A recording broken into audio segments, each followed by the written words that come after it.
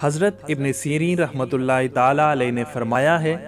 اگر کوئی شخص خواب میں دیکھے کہ بیمار ہے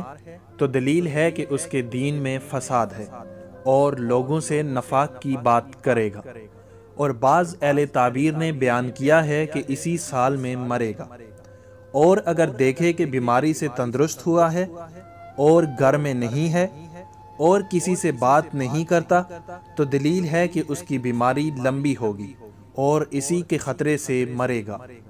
اور اگر دیکھے کہ لوگوں میں بیٹھا ہے اور باتیں کرتا ہے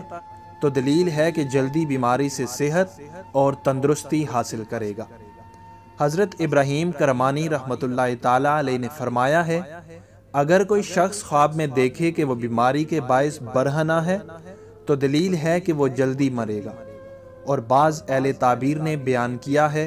کہ خواب میں بیماری فسق و فجور کی دلیل ہے اور اس کو غم و اندوہ سلطان کی طرف سے یا عیال کی طرف سے پہنچے گا۔ حضرت جابر مغربی رحمۃ اللہ تعالی علیہ نے فرمایا ہے، اگر کوئی خواب میں دیکھے کہ بیمار ہے اور بیماری کے باعث روتا ہے تو دلیل ہے کہ غم سے امن میں ہوگا، اور اگر بیماری پر صابر و شاکر اور راضی ہے تو اس کی تعویل نیک اور صحت پر ہے، اور اگر دیکھے کہ بیمار اور برہنہ ہے تو اس کی موت قریب آ گئی ہے، اور اللہ ہی بہتر کو خوب جاننے والا ہے۔